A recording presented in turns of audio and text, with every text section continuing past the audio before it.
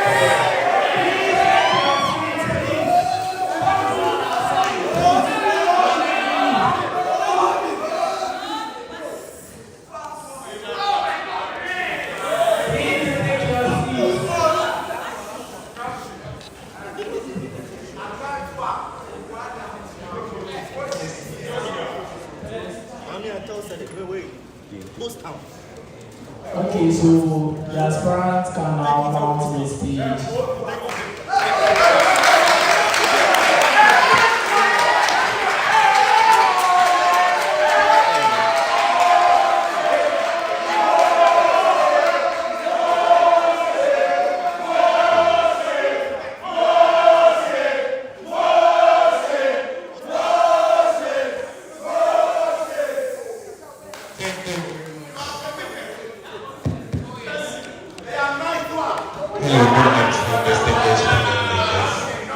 Good afternoon, people of Gesa. Those ways we are doing good. Yes, it's perfectly fine. Yes, please.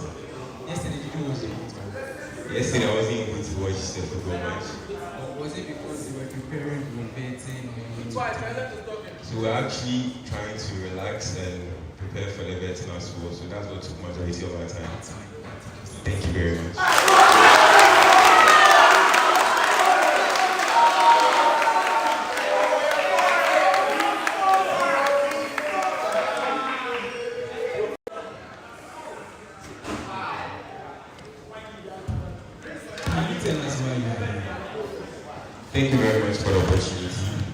I'm in the person of Prince Upon, a 10-year chemical engineering student, and I'm here with my running mates called Wusu Benjamin, a second-year electrical student.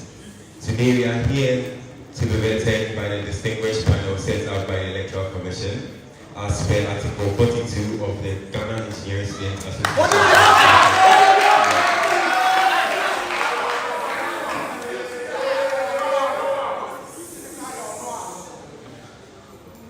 Which part of the Constitution gives you that mandate to appear before us? I'm asking because you stated the Constitution and you did not add it. As per the Ghana Engineering Students Association Constitution amended in the year 2025, we are mandated to appear by this vetting committee per Article 42, Clause 1 of that Constitution.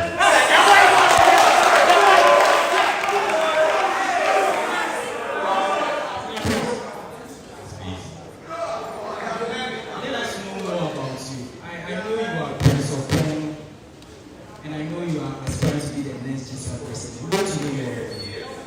Thank you very much.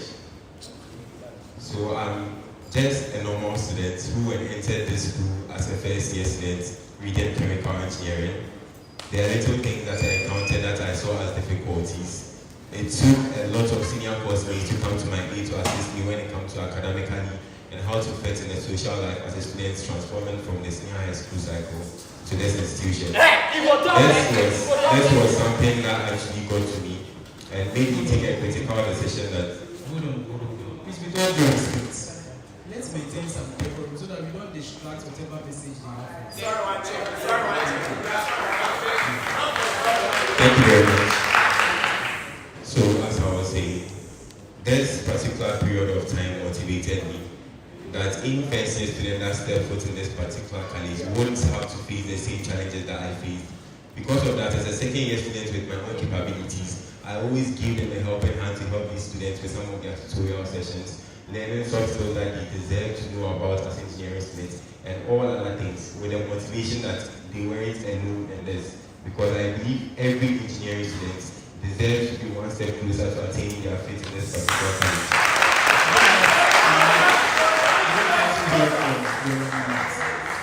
Thank you very much. Gesa Benjamin, a year 2 electrical engineering student, one who is purpose-driven and highly motivated. Not just knowing ideas, but then converting ideas into systems. Throughout my life school, it's all about problem solving and having impact on my neighbor.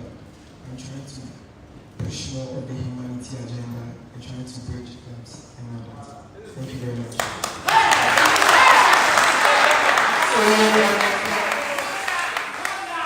I have some missions and visions that aligns the office that you want to occupy. So before I know your mission and your vision, tell me about the position that you want to occupy, the highest office in the Students' Building College of Engineering. Thank you very much, Chairperson. Aspiring to be a Gesa president, I've actually learned a lot. And during this learning process, I got to know that per Article 8 of our Constitution, it outrightly states the functions of the Gesa president in clause 4, telling me that if I want to become the Gesa president, I should be ready to be a mouthpiece of the students, someone who's always going to have their concerns at heart. We are going to deliberate on things that should favor the students, represent them in all delegations, and also make sure that everything that the student deserves is something we get. And those are the functions that our office fulfill.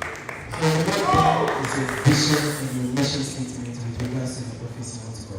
So my mission is to create a more united Gesa, a Gesa that brings everybody together and doesn't cause any prejudice or gap between opportunities that everyone equally deserves.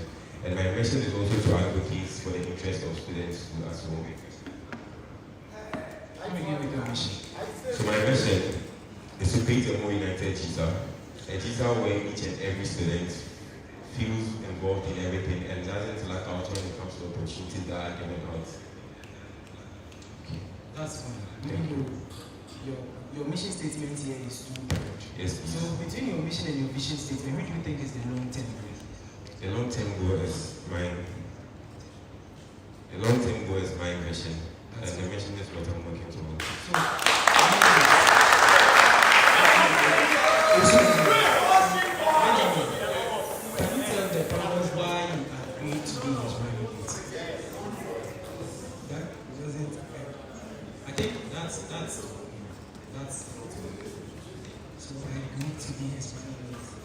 because we share similar visions. We share similar visions in the sense that Prince is more about empowering the student's body. Something I can attest to it when I was even in first year, through his tutorials he did for us, and then crash course programs for programming that he organized for us to help us navigate through our academics and take us a step closer. And then I'm also more about solving problems, converting ideas into systems. Prince had a similar goal. So when he spoke to me about these, the visions aligned. And I believe in collaborations more than competition, because amongst the elite, it is more of collaboration than competition. So this is not something difficult to learn.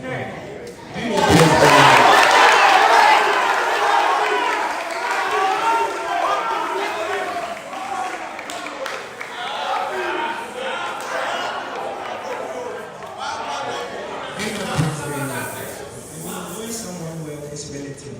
So on a scale of 1 to 10, how do you know Prince? About 7. 7. So I want you to make a SWOT analysis of Prince to us. So with his strength, Prince is someone who is visionary, solution oriented, and then tries to convert ideas into system. But then, as we all know about passionate leaders, they tend to take more tasks on themselves since they want to see everything done and done well. So Prince mostly tends to take more tasks. And then Prince is someone who is a perfectionist, trying to always make sure.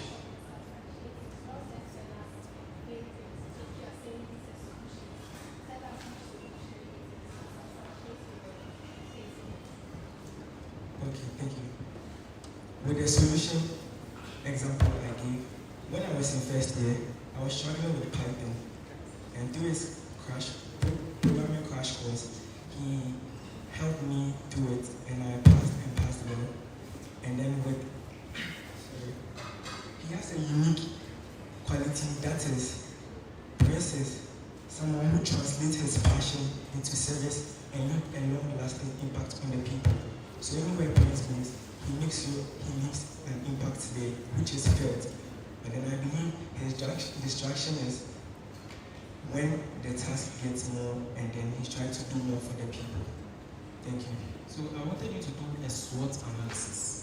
So I was expecting you to do a SWOT analysis. So take the S, you take the W, you take the O, and you take the T, and then you give me the SWOT analysis. That was what I was expecting. So please do the S. And Prince is visionary, someone who is solution oriented and deeply committed to solving problems. And with the W, like many passionate leaders, he tends to take more responsibilities because he genuinely wants to see things done and done well. With the O, he has a unique opportunity to translate his passion for service into impactful leadership that will become a lasting impact on the people of Jesus. And then with the T, that's a distraction from his own core agenda, especially when his expectations and responsibilities continue to grow. So filling your form, you have some key policies that you want to implement. That's the two of them. You have some key policies that you want to implement for the good people of Jesus. Take us through the plans that you have for Jesus. Thank you very much for the opportunity. So our flagship policy I would start with is something we term as the GO project. The GO project being GOH, Gesa Opportunities Hub project. This project has the sole mandate to bridge the gap between industries and students who read engineering. As the first year student trying to get an internship opportunity, it was something that was very difficult. We got into the situation where police engineering students are getting the same opportunity and you aren't getting all the way up from the same level. We realized that the difficulty was because of connectivity. Some students find themselves already connected to the system and some too do not. So what is the association actually going to favor those who haven't gotten the connectivity already? This particular project is supposed to bring them on equal platforms, because I believe as a huge society or association as we are, we can only go out there in collaboration and liaison with the college leaders to get more internship slots, put them on this particular platform, which will be easily accessible by each and every student, so they can all get a level opportunity to get some of these internship attachment stuff. That's our main flagship policy. So using your flagship policy, make a smart analysis of the flagship policy.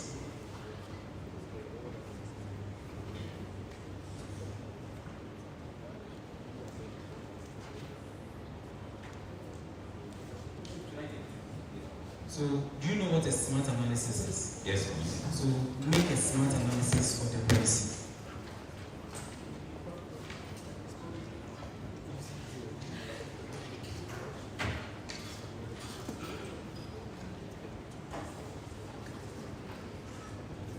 So the SMART analysis on our policy, the S means being specific of the solution that we are providing. We are going to liaise with the college leaders, and with this, we are going to encourage the internship office that we already have in the college to go out there to seek for more opportunities for our students.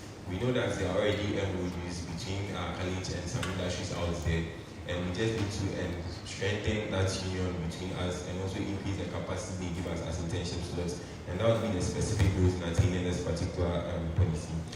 The measurable aspect of it is that at the end of each particular year, we get to know the number of students and the rate at which they were able to have an attachment. And for those who weren't successful in having that same attachment, will be the measure of which we see how effective the policy would be. It's being achievable and how it should be done. In collaboration with the college authorities, as I said earlier on, the internship office and some of these industries that we already have the agreements with, we are going to have several conversations about this and make them know the essence of making this policy a reality. The relevance of this is to make sure that at the end of the day, each and every student has equal opportunity in getting some of these opportunities in the industry.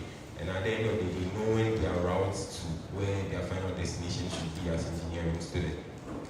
The time bound of this particular project is that when we get into administration, by the beginning, immediately we begin the first semester, we should be able to have fast track some of these conversations with the necessary people. And by the close of the first semester, during that vacation, we should have enough slots to get to our people who are having difficulties getting it.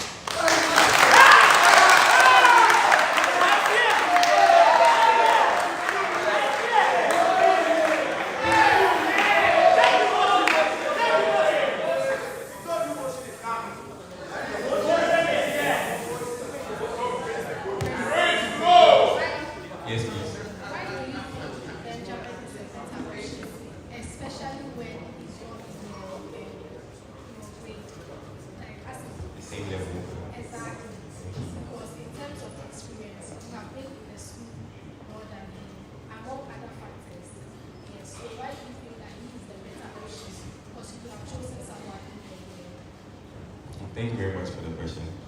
So I believe I chose Benjamin because I know for a fact that leadership is not only about selecting someone who you share just the same mission with, but for someone whose strength can actually complement yours as well. And seeing Benjamin as a second year student and also having an ambition to also run for the same position last year when I was in second year, I've done my research and I've seen that Benjamin had the same potential I had. He's someone that can easily complement me.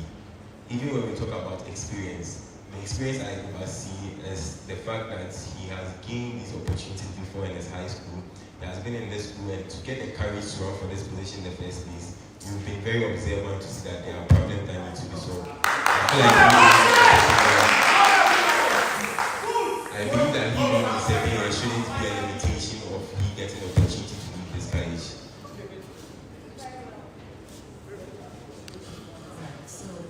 There's something that says the heavy is the head that wears the crown. You've heard that before. Yes, please. So, in view, in the context of student leadership, what's your take on this in relation to the administration you intend to run? Thank you very much for the question.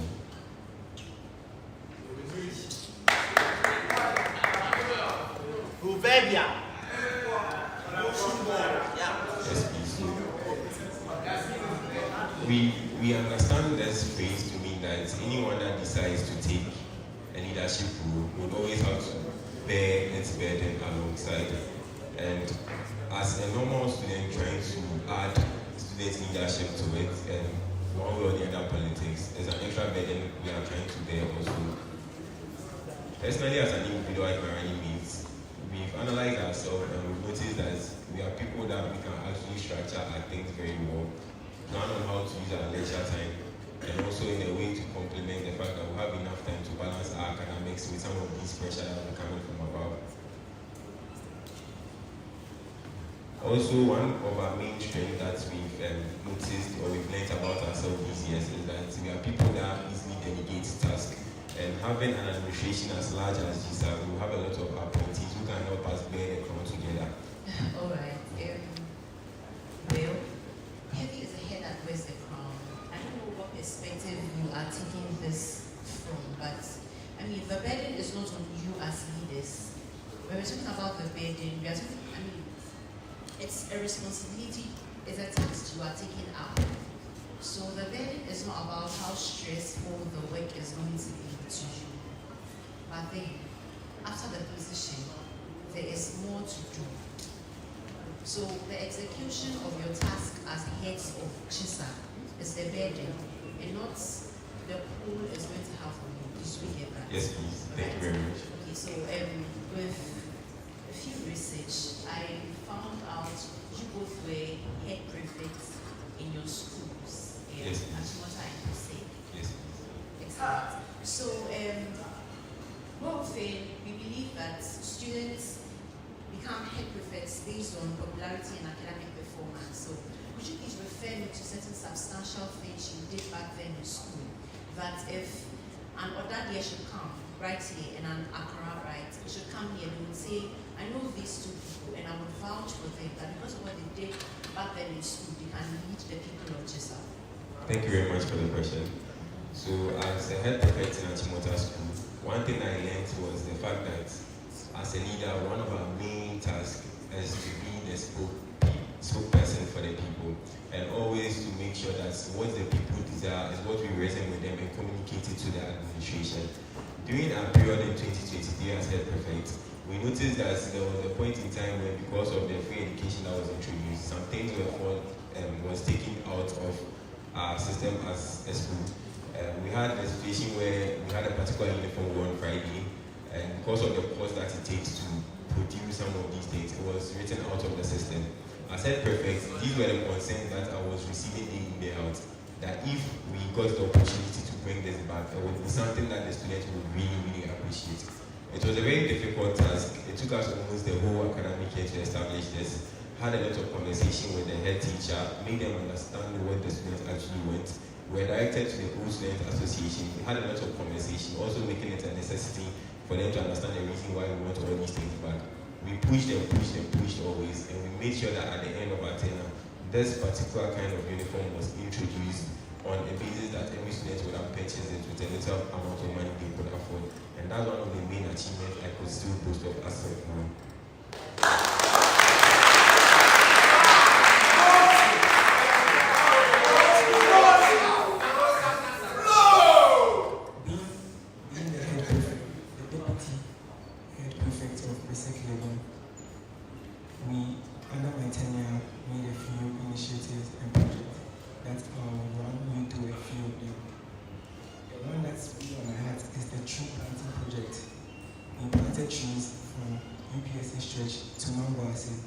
Because we believe in sustaining the environment, that in our modern system, most of the trees are cut down without being replaced, which is affecting the climate as a whole. So we planted these trees to create shade and then help improve the soil nutrients. Aside that, me being the chairman of the cadet, I was able to raise funds with my team to purchase instruments, because I believe going to school is not all about just staying in class and learning, but then there are other on-tap fields. And then we also organize Preset Got Talents, where students were able to showcase their talents, which I believe out of that, we now have some musicians around in my batch.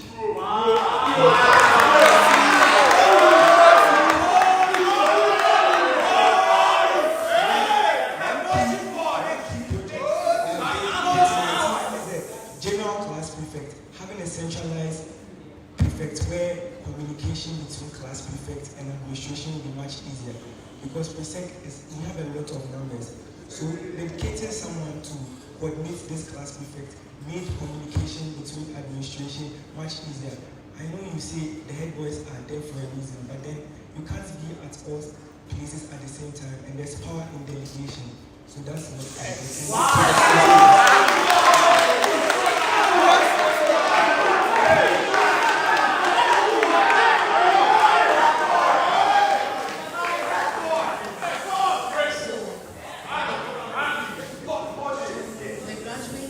students form part of Gesa?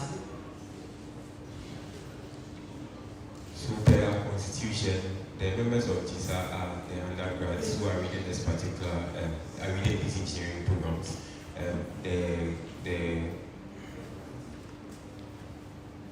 The graduates are one way or the other also members of this association, but have a limitation to it. So with things like students representing in the Senate, making decisions for the student body, that's not something that graduates are allowed to do. But one way or the other, we consider them as members of the association.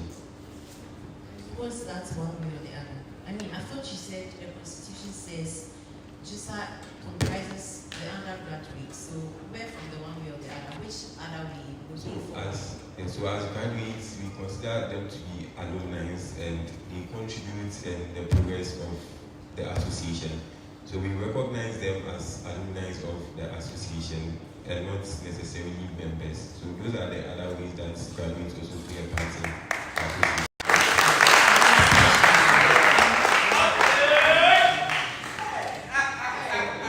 I like to listen to your wordings. And then in your submission, I heard Senate. Are you aware, after assuming the high office of the College of Engineering, you become a member of the SRC Parliament? Yes, please, I'm very How do aware. you catch the eye of the speaker? How do I catch the eye of a speaker? So there are standing orders in the parliament that need to be followed, and among these standing orders, as I know about the point of information, and the point of information is reason to draw the attention of the person chairing the program. So how do we do that? You can give the mic to your running mates to help you. You can sit in this. Okay, that's fine. So please, the parliament, this is what we call the point of information.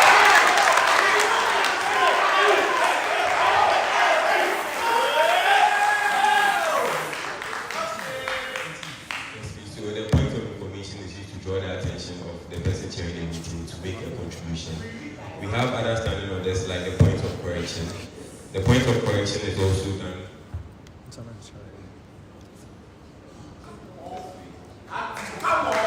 I stand to be corrected. And that is used when someone is making a submission at the parliament and you need to make a correction to what the person is saying. That's the only way you can draw the attention. I also know about another standing order known as the point of order, which is the highest order in the parliament. The point of order is done with this signature.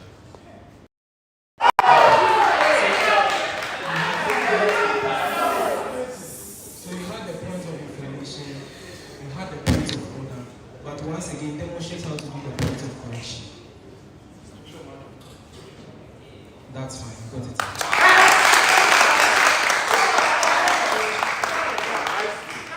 In the SRC Parliament, I'm asking this question because Yes. in the SRC Parliament, there are some standing committees that each member is supposed to belong to at least one. Give me 4 of them.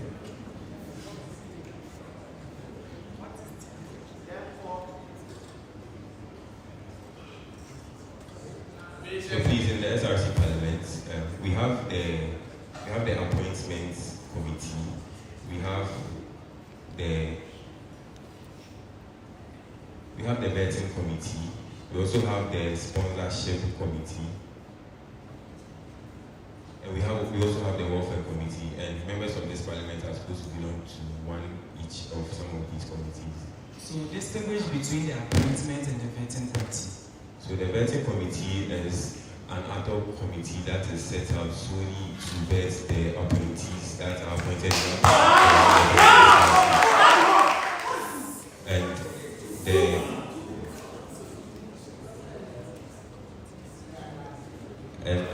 appointment committee.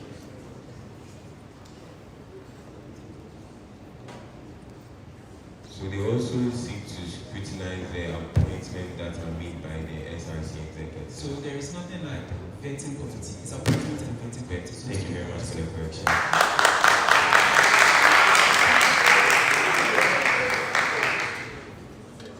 What is your take on the statement, power corrupts, that absolute power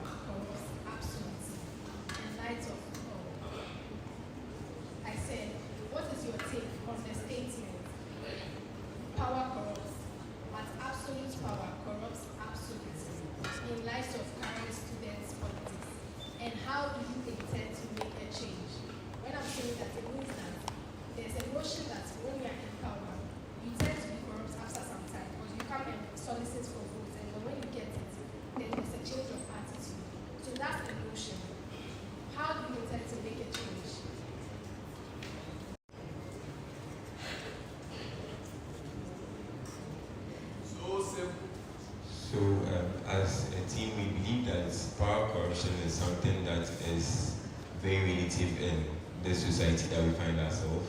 And this relativity is based on the integrity of the individual who vies for some of this position. Gaining a position and later on changing an attitude will be based on the integrity I've placed on myself as an individual. And I don't believe that is something that automatically, if I gain power, should be an attitude that I should adopt. I've sized myself in a way that I've envisioned myself to be a leader that when I get some of these opportunities, no matter the situation, I'm going to put myself under that kind of conscience to make sure I don't do what is assumed to be the motive of power corruption.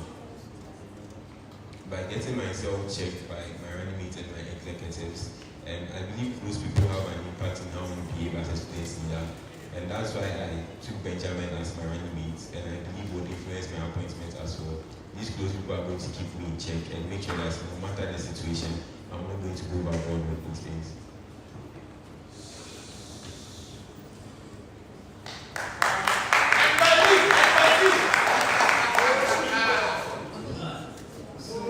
My question is, when accuracy conflicts with speed in official communication and correcting your facts because a delay in an important decision, that students are expecting, what would you do? Do you get the question?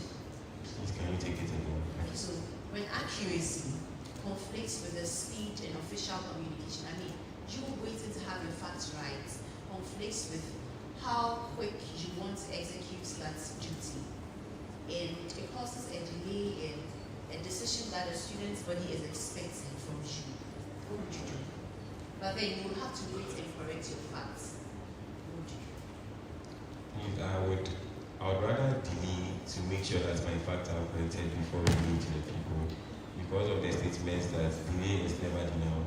If we delayed it, No, but I mean, the question is, there has been an official communication already, but then there was a fault. You made a mistake, and then it has given the student's body a different perception, but then you have to go back and rectify yourself. So, I mean, going to get your facts right again with them, how are you going to do that? That's what I mean.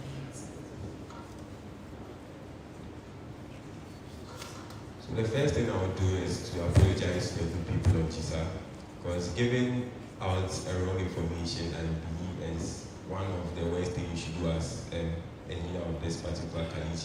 So we deeply apologize to everyone and explain to them the reason why this had to occur, and also give them that motivation that we are going to correct our facts and later come and relay that information with them. And whilst cross-checking these facts, we would have our appointees and our executives also have a hands in it to make sure that what we are taking out again is in perfection, so that we don't repeat the same mistake we did earlier on.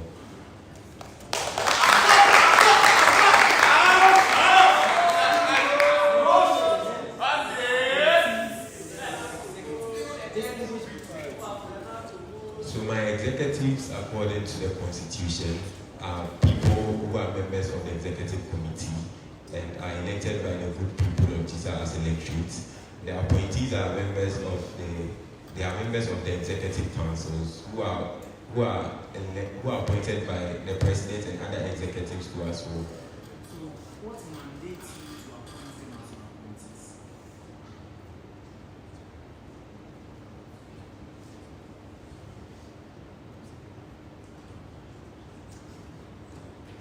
Should I rephrase the question? Yes, please. On which authority do you stand to appoint them as your appointees?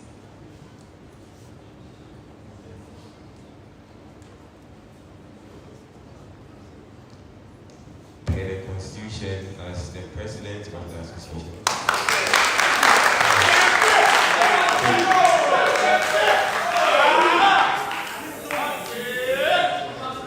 My previous question is to Ben. Ben, you want to give me a SWOT analysis of this? Okay. So I am also Benjamin, and then my strength is remaining calm under pressure, being brief and composed. But then my weakness is delegation, of which Prince compliments me best. And then with opportunity opportunities, I have an ever-growing ability. I have a very good impact and then good relation with people. I tend to have good influence on them. What do you mean by you have an ever-growing opportunity? Ever-growing opportunity in the sense that it's progressive. It's a never-ending like motion. Thank you, understand.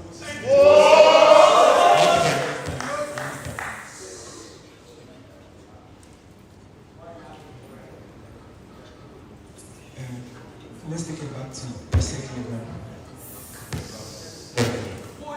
The General Class Prefects project is still in existence. It's something I did about 2 years ago, which is progressing and still having impact on the people of basic level.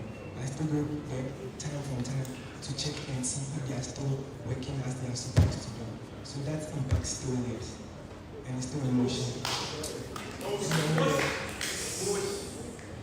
And with the threat, since I tend to give more and do more, I'm mostly exhausted.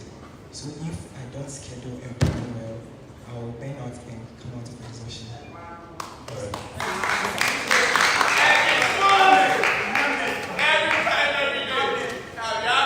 You made a statement with regards to making impact.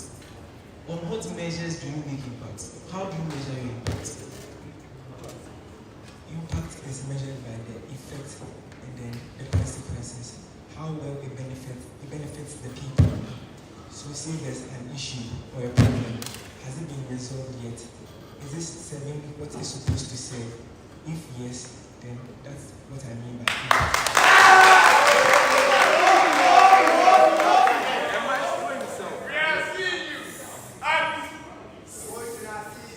If there happens to be a conflict between your manifesto promises and the constitutional provision, which one are you going to go by? Because you can't also fail your people. You have promised them stuff that you want to do for them. Or like what of you promise them like policies, things that you want to do for them, but then it's also conflicts with the constitution. And as you know, the constitution is the supreme law.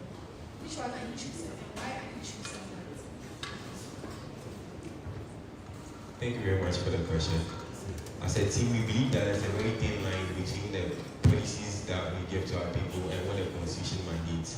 Just in the sense that before we came out trying to speak to the people and start campaigning about our messages, we made sure that some of these policies are things that actually align with the Constitution. So what about the red card? So please, the ones that do not align with the Constitution, after realization, we would have to speak to the people that we promised before getting the portfolio and let them understand the reason why some of these things come okay. And I think the other best solution to it is to find an alternative that will replace that particular policy and make that same impact, but goes in alignment with the Constitution.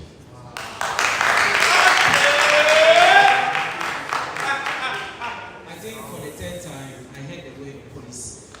And for the first time in your earlier submissions, I heard program and I heard projects. How do you distinguish between the projects, the program, and the policy?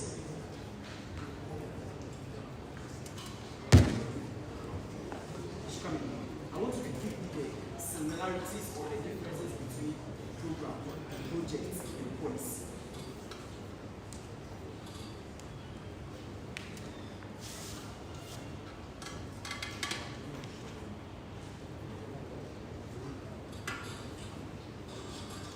Thank you very much for the question. We believe that policies are the things or the plans that we hope to achieve, and the projects and programs are the activities that would result in giving an output from the policy. Do you think the project and the program are the same? Yes, please. Do you still stand by projects and programs are the same?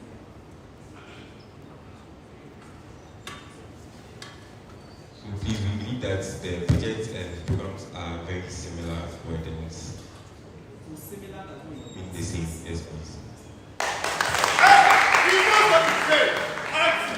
Then, what does Article 9 of the Constitution state in case the president is not around or is incapacitated? The Constitution says that I take over as the president and then I am to appoint someone as That's what I want to know.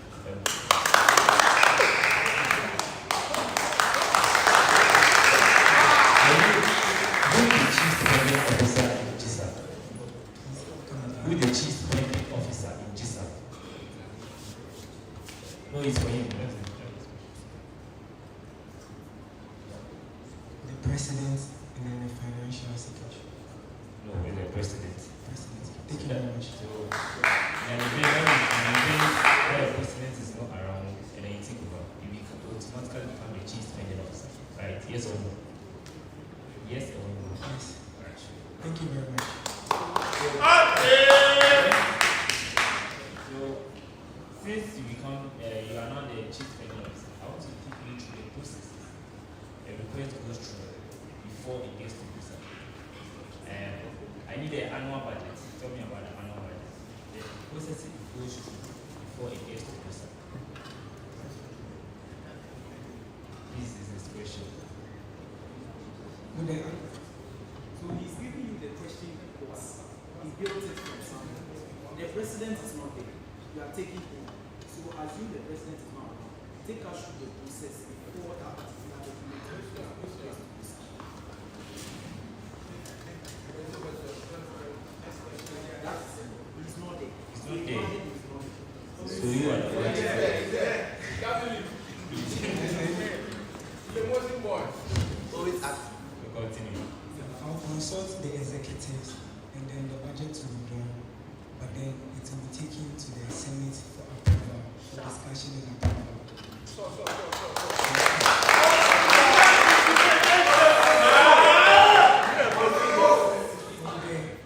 Based on the finance office, we will proceed and take it to those. Who are the signatories to the budget you presented today? President and the financial secretary. You are missing one person. There is a procedure. Yes. Because these are not budget. Who are the genuine signatories? You admit that there is a procedure. Yes, please. So we want to know where the person is. I believe from the speaker. I'm not so sure. So before it gets to this, now you have your signature, the financial secretary's have your signature. How do we then get to this? After the two, we just send it to this. That's where the procedure is. So fix that. Because I don't know much about that. I would like to see. So from there, it moves to the previous of the college. And after that, we can take this. Thank you so much.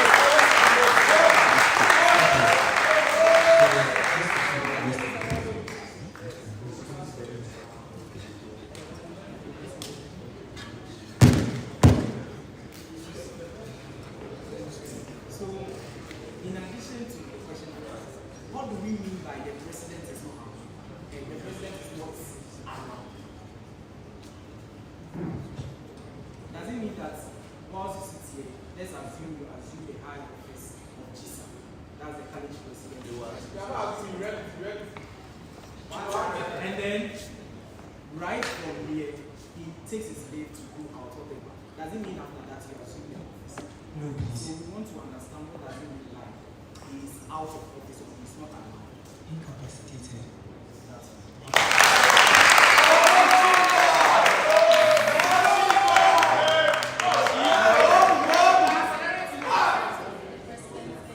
What does the constitution mandate? In the absence of the two of you, if the two of you are traveling, what does the constitution mandate?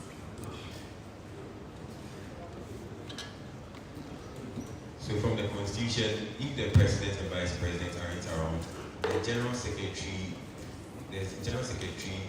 assumes the authority of the president. Very well.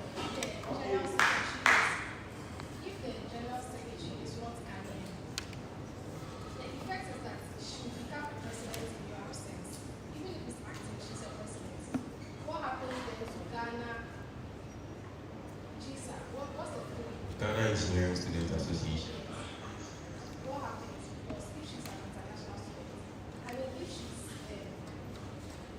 not Ghanaian, Then in my opinion, Ghana, Yes, please. I understand. So, yes, sir. yes, please. So, She doesn't fit. What's your take on this? so I know that GISA being Ghana Engineering Student Association refers to the association being situated in this particular country. And as we all know, a Ghanaian is someone who is a citizen of this country.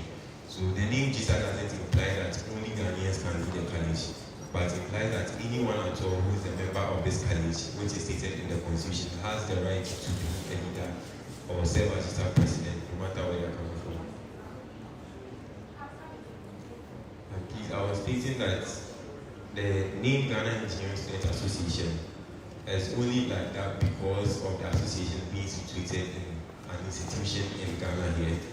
And doesn't necessarily mean that a student who is not a Ghanaian doesn't have the right to assume any office as GISA president. Because in the constitution it states clearly that every student who is reading an undergraduate program is a member of this association, and based on that you have every right to become GISA president.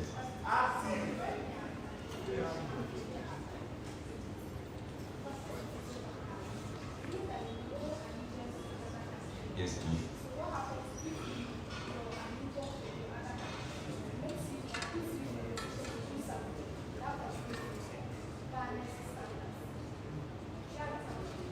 Yes, please. The best answer I can give to this is that from the constitution, before you even assume the role or the office, you have to take an oath of allegiance.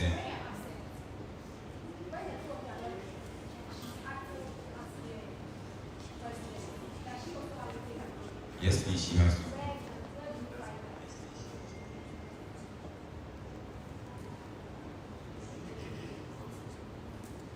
So please, in both the presidential, the vice presidential, and the general secretary articles, that's 8, 9, and 10, it states clearly in the clauses that before assuming any of these offices, you have to take an oath.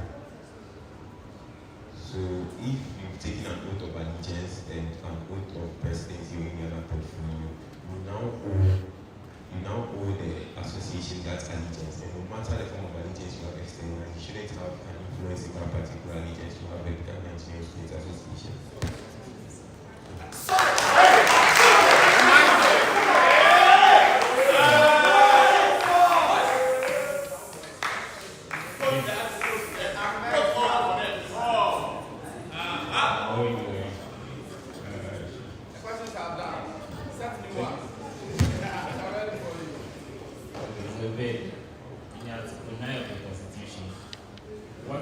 Which other responsibility does it take for you as the vice president?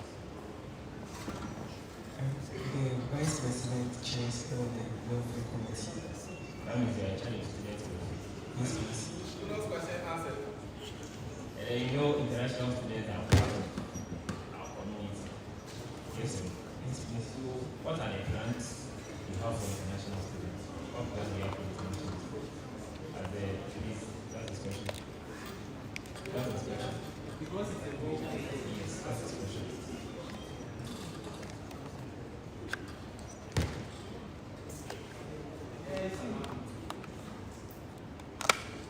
I believe welfare doesn't single out whether you are a Ghanaian or an international student. For me, I'm talking about international students. Yes. So, what plans do you have for international students? Or they also part of students? They are going to be involved in the executive department of. They have a representation. So, together with the representation, we are going to ensure plans are made for them as well. Plans like what? Having access to, for instance, good sanitation.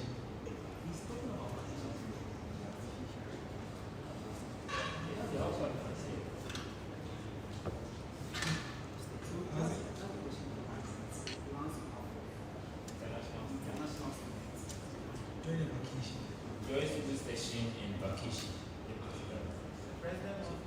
During the vacation, there will be online workshops and seminars to assist them and empower them and build upon their skill set. I hold you on to that. You then take the power of IP. You know IP. What is IP? International Programs Office. So, We are all working. I'm going to liaise with them.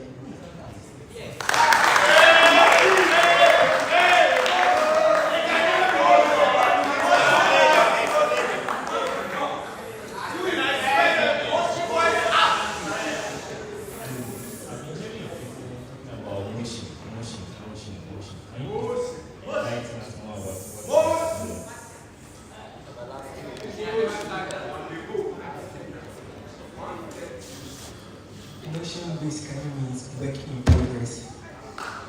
We've been working in progress since trying to bring about transformation. So when you hear motion, it basically means work in progress. so how long? Since high school.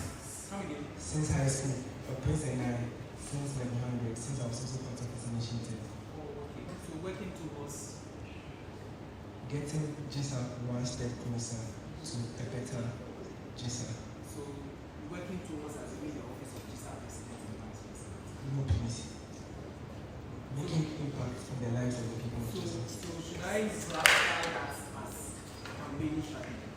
No, please. So what then do I take it? Falling, praise, there's something will appear from the president.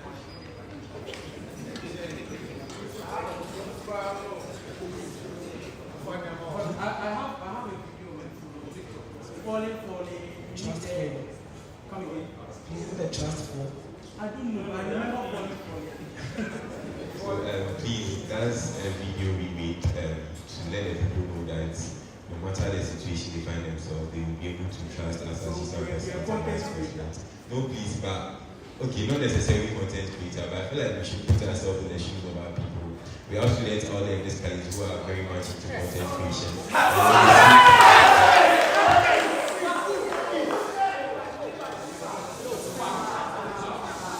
I believe that when we hello good people of Gesa.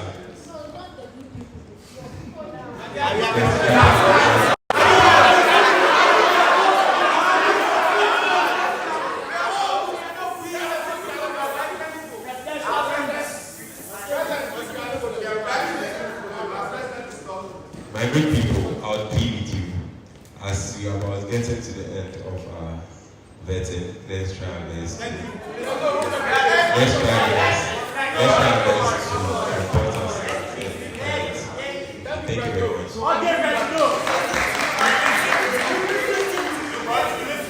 So with such videos like that, the motive behind it is to encourage our people who are interested in some of these things. We have a lot of engineering students who are facing the backlash of involving themselves in some of these media content. And I believe if someone who wants to lead them is also involving himself in some of these things, it becomes a norm and a motivation to them. My notion is, I want to know the motive for that. The falling for them, for example, not the content. So what were we working towards? So that video in particular was supposed to be really an information to them, and the information that if the affairs of Gesa is left in the hands of Prince Upon, there is no way he's going to let them down. We are going to. So in that way you were campaigning. No. Because right from falling, Prince Upon appeared for Gesa President. Yes, please. No, not for Gesa President, but for the good people of Gesa.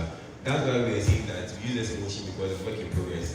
I've always been there. My eyes are open. No, please, it's a matter of understanding the vision.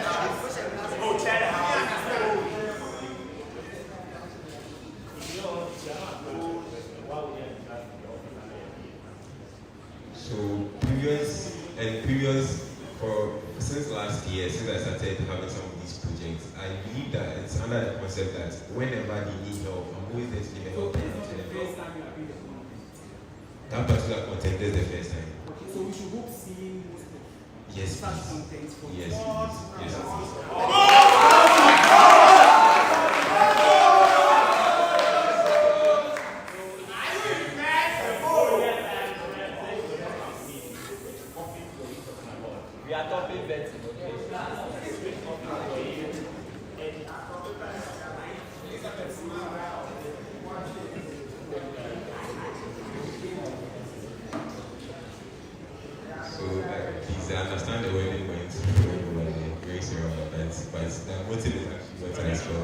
the word used in that particular sentence went wrong, and I'm very sorry about that. But the actual meaning is what I just said.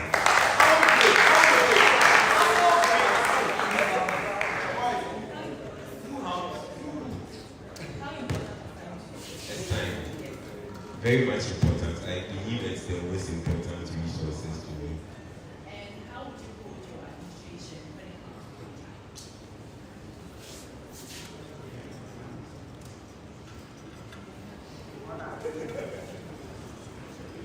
Can I get clarification on it? Yes, please.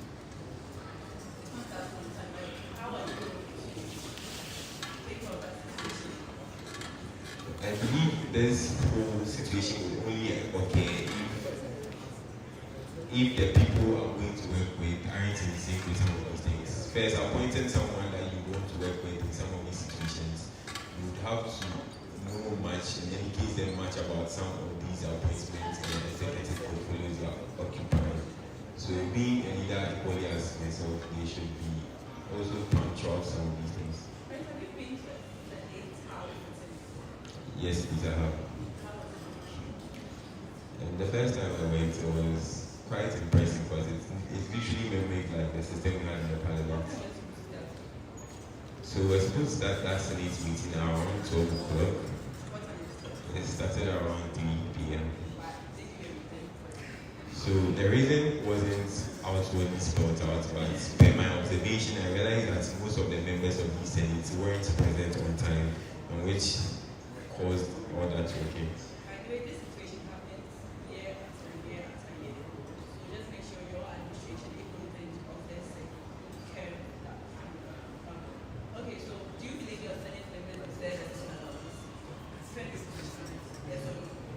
Yes, please. We would like to defend the fact that my Senate members deserve a certain allowance. I would say that although they are mandated to represent the students, to some extent it eats into their personal hours and lives because we didn't come to school personally just for leadership but also to study. So if you are having a class at a particular hour, that class is much of an importance and you have to let some of these meetings eat into that particular time. I feel like that should serve as a motivation to still go out and give your all to the association.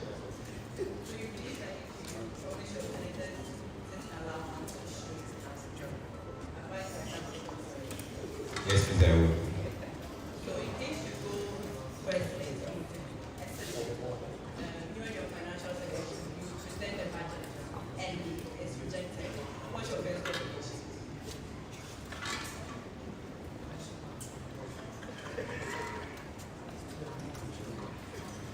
My first line of action is to meet the Budget and Finance Committee and get a report on why the budget was actually rejected and go back to my executives and make a review. You are going to the budget and finance committee. Yes, please. Good. Do you present the budget? No, please, my financial secretary does.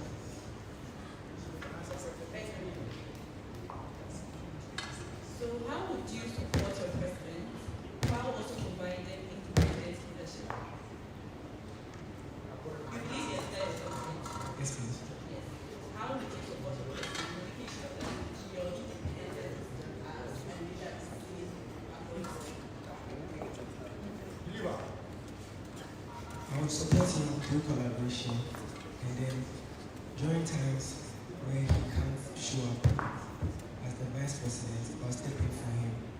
And then I also do delegation. Yes.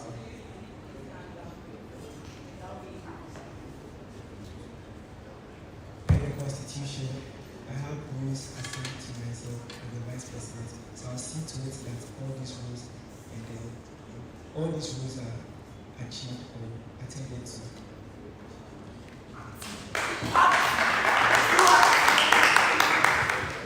Loyalty, competence, and professionalism in conflict at one point in time if you are elected to be the president. In the sense that you should have people that have helped you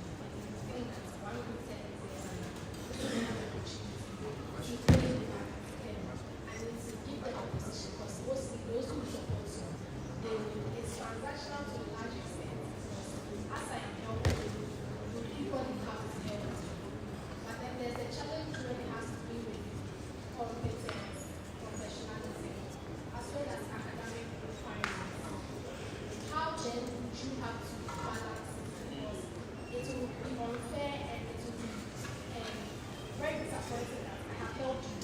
And because of my COPD, I don't get to be where you promised me. Besides, I hope you are getting this right.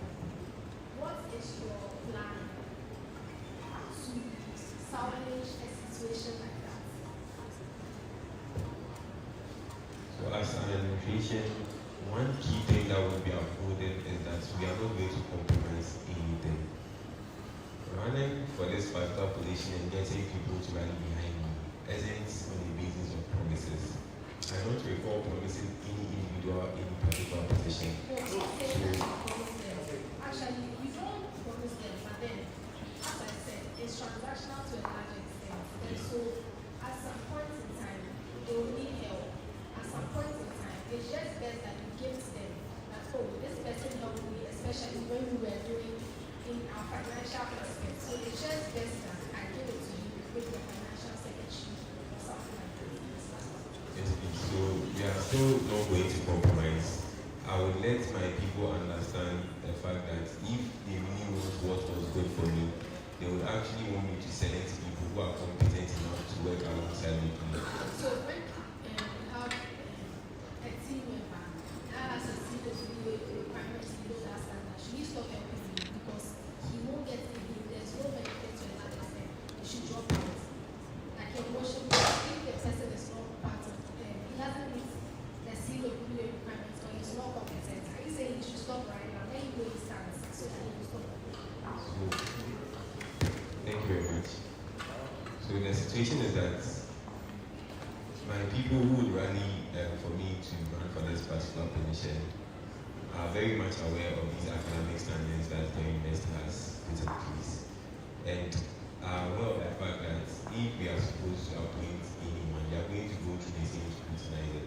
And it's not in my right or my power to prevent that from occurring. So you can't have them. No, please.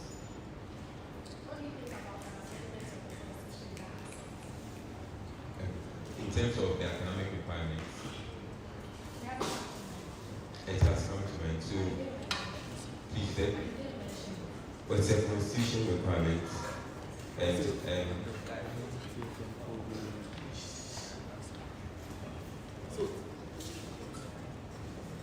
I'm sorry for the distraction. Please, can you put on that again?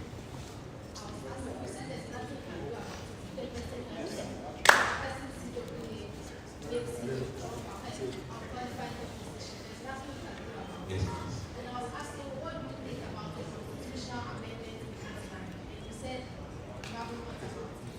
No, I didn't say that. So, I think it should be, the constitution should be as it is currently, because I believe in the fact that to occupy such a major role, even as an appointee, takes a lot of time and requirements. And if you are not good academically, that will lead to a backstab to yourself as an individual.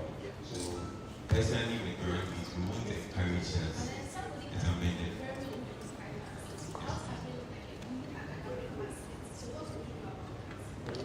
Please, Do my you answer. think that the constitution should be amended? Should be as it is? Yes, please. What do you think is the policy rationale for amending the constitution? Policy. Rationale for amending the constitution? Please, I think it's based on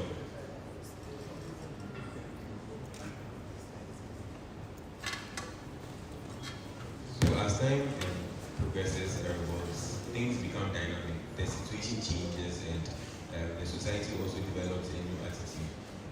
And I can only say that with that kind of changes occurring, we always have to tag along and also make such amendments. Ascribe the constitutional amendments only to dynamism and not that where there's a loophole or where you think that there's a default, it should be amended. You're ascribing it only to dynamism of the changing world. No, please, that's just one aspect of it. Looking at the loopholes in it and also reviewing such things are also a reason to do amendments. So if you are elected, I bet your mind to that aspect. Yes, please. Thank you very much. The voice started in bed. Down to earth.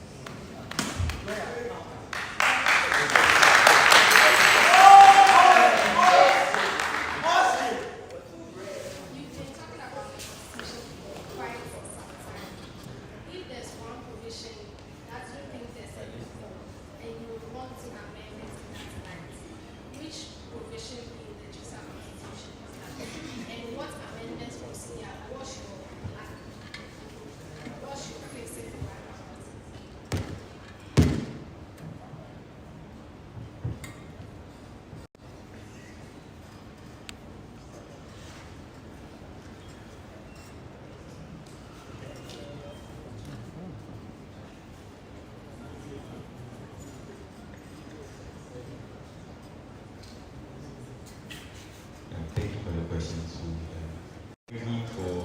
preparation I've done from the Constitution, I've not yet realized the need for it, but I'm hoping that if there's any realization that comes to it, it's something we also address.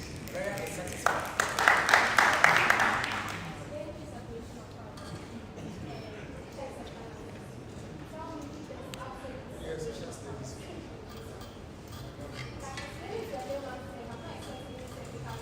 Yes, sir.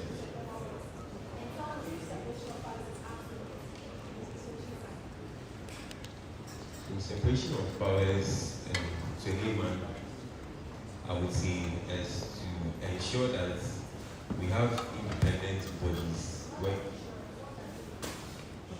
it's having independent bodies work on their own to achieve their goals. So, for instance, in Gesa, we have separation of powers because the executive council works in a separate way as the judicial council also does, same as the Senate. So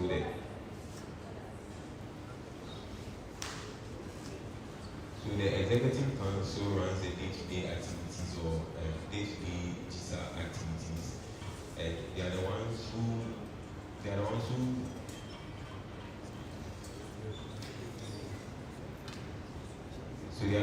see to it that the day-to-day activities of every student of Gesa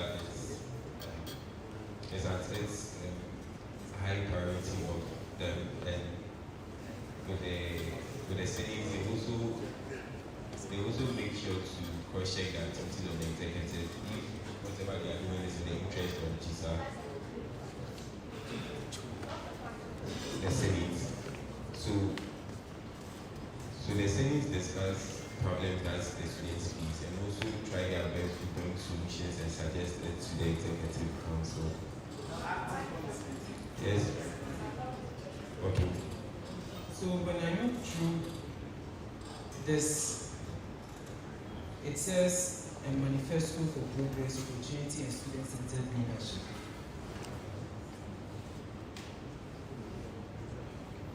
So conclude with the checks and balances. Yes, please. So that's for the Senate, and with the Judicial Council, when matters arise in terms of the Constitution and it being passed, the Judicial Council is supposed to ensure that they solve some of these issues and get solutions to it, suggesting to the Executive Council and the Senate as well. That's the separation of powers. And with the checks and balances, the Senate, for instance, cross-checks or audits some of the finances, and then when they bring budgets, when the Executive Council does their budget or their annual budget review. So checks and balances is when the individual bodies when the independent bodies have the opportunity to ensure that other bodies also do the needful as they are expected to, so that they don't become totally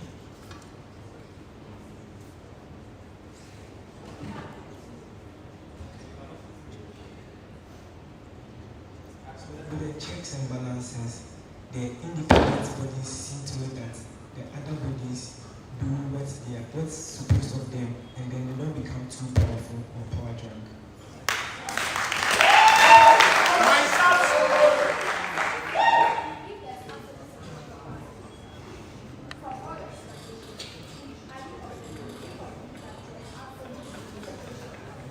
There is separation of powers, but not absolute separation of powers. So as I mentioned yesterday, this is a manifesto for progress. Should we also consider this as skipping the vetting process proceeding to manifesto? It's alright. I'm not allowed to say it. Can we get a further clarification of So, what you are saying? you are supposed to present a policy document, right? So should I still consider this as a policy document or a manifesto? Please, as a policy document. I should consider it as a policy document. But the heading is what's telling me this is a policy. This says a manifesto. Yes, so please, it's actually a manifesto that was required by the Electoral Commission. But it's not time for manifesto. Yes, please.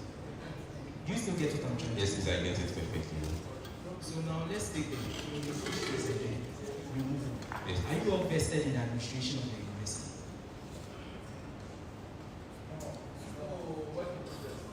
Yes, please. Are you all vested in the administration of the university? Yes, please. Who is the director for the Directorate of Student Affairs?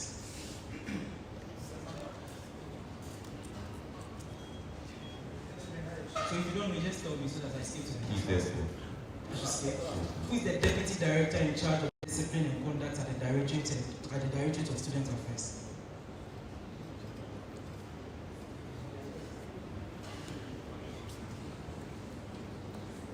Should I skip? If you think you have the answer, just pick it up. Yes, please. Who is the Deputy Registrar in charge of student finance and welfare?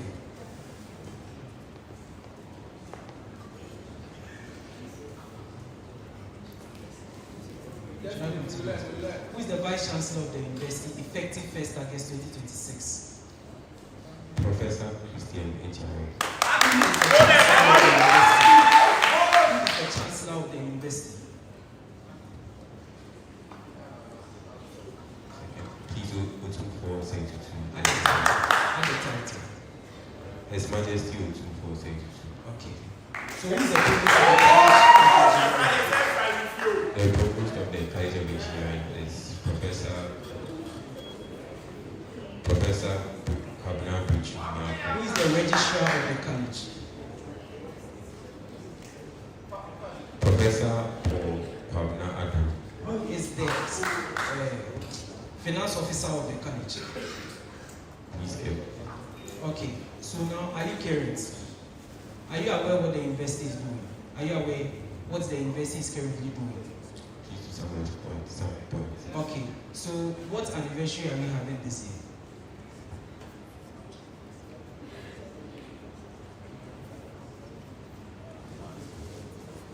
Should I skip? 75th anniversary. We are not having 75th anniversary. We are having the 75th lunch. 75 will be next year, not this year. Yes. What is the slogan of this year's anniversary lunch? Please no idea. Okay. So, I want you to tell me what has changed in the University Governing Council. Please, there has been an election to choose the new vice chancellor. Was it an election? Yes, please. Should we still classify that as an election?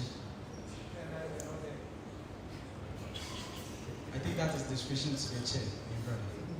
Yeah, sorry. Should I continue? Yes, please. Okay, so as an engineering student, what's your take on the implications of AI in the next decade? Implications. Yes. So we know that AI is something that is going to really help us as engineers moving forward. And it's just a matter of how to utilize it to make it effective in our lives. Currently, the college and the school at large is implementing measures in place for us to know how to easily use the AI system in a perfect way, in the way that we are given thresholds of the impact AI should have on our teachers and other stuff.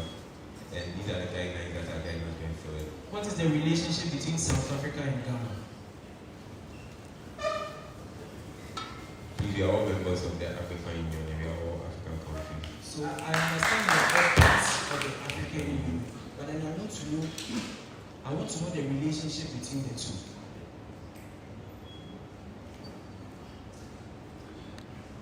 Please don't be. Okay. Taking into consideration the xenophobic attack currently happening in South Africa, what is your take on it as a student leader who is more concerned with the welfare of humanity?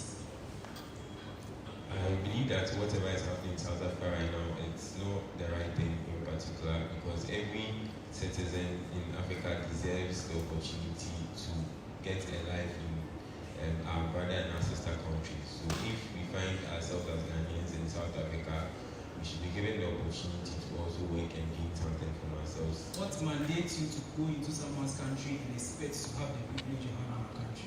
I believe that that's what brings us together as members of the African Union.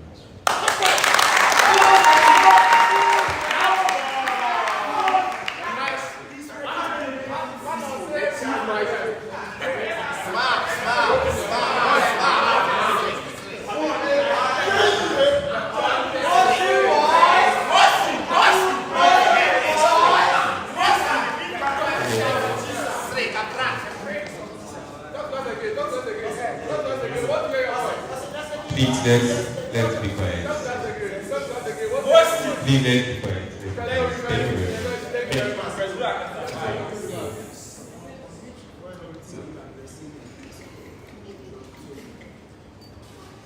Ben, please, what does the student guide see about students missing lectures on a particular place? I said, what does the student guide see about students missing lectures for a particular course? To my best of knowledge, if you miss a particular course 3 times, you will not be eligible to write the following.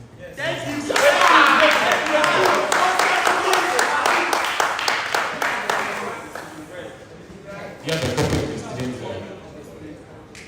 Please, a soft copy. Okay, a copy. Yes, please. Alright, sure. So my follow-up question. He said from what he said from the student guide, if a student absents him or herself from a lecture 3 times, we won't be eligible to write exams. Yes or no? Yes. So I have a friend in your class. He told me, I have a friend in your class, and then he told me about you. He said It never happened. you've been skipping a particular lectures on a particular course, and it's, I think it's more than 3. So can I say that you are going against the rules of the land? Please, that's not true. Are you sure? Yes, please. So You can yeah. cross-check from the attendance sheet.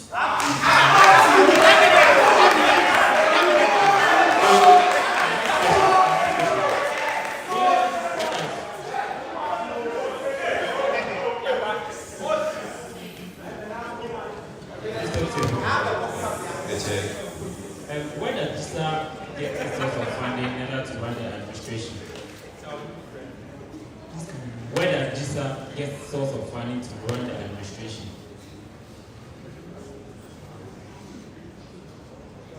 So please, from our school fees, an amount is dedicated to the Why is the amount?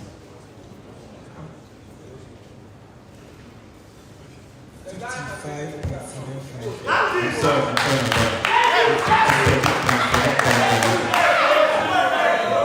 and then can you tell me the percentage allocation to your college as the next? Not sure of the exact figure, but then it's in the 40. No, I want you to tell the exact percentage because what will the next day be taking over? You have been using it to power. So I want you to tell me the exact. You know, yes or no? That's not conclusive. That's not conclusive. You say next year is taking over. That's not conclusive. I like the case. If you are ready, that's what I said.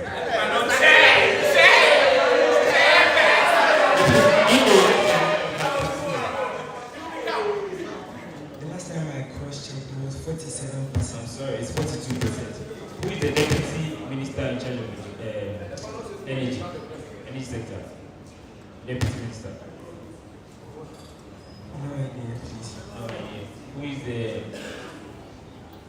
is the head of committee? Who is the head of energy committee in Parliament of Ghana?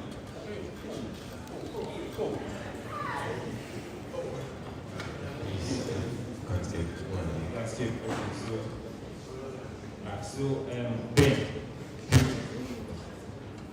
Sure, please wait. If you like. Okay. So now you are officially going to begin your campaign, even though there is falling on TikTok. So now you have the chance to be outstanding and address the group. But then before you address, you'll be reciting national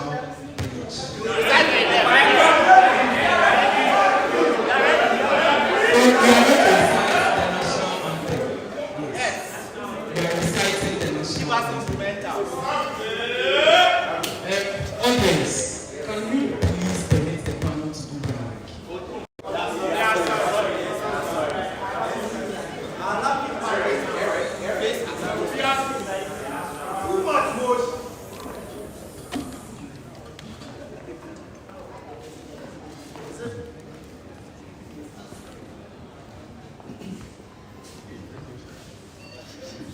God bless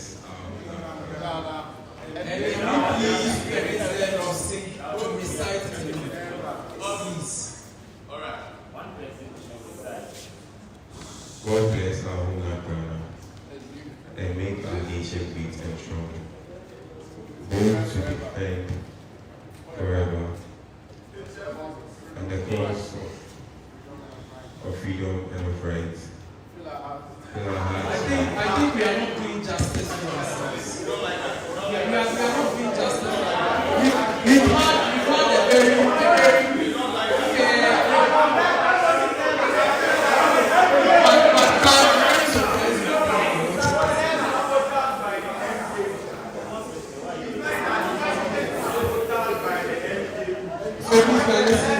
Please let's be quiet. Please let's be quiet. Hello. God bless our homeland Ghana and make our nation great and strong. Continue. So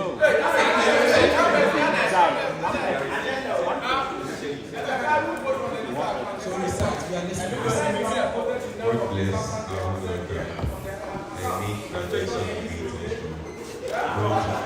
Go to defend the name of Ghana.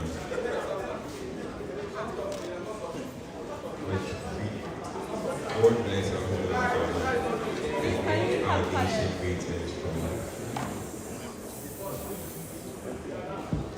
God bless our homeland Ghana and make our nation great and strong. Go to defend the name of Ghana.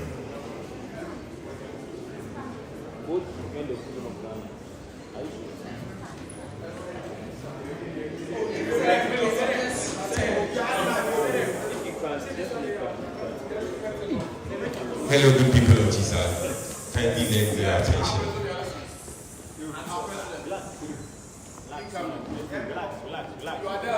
Relax. Guys, are you ready? Okay, talk to us. Good people of Jesus, we are here again. We are here again because of the same impact we wanted to give to you. This time around, we are here with a better message. With a vision to make an impact on the life of each and every student. It's high time that we take Jesus one step closer to the achievement. It's high time that each and every member of this association attains the heights that they want. That is why we support us here again. Here with another running mate. Benjamin Owusu. Students with leadership experience and with an impact to keep us in progress, which we tend to be Let's hold on this and let's make a difference on the 17th of June. Because we believe that on the 17th of June is going to determine the future of Jesus. The turning point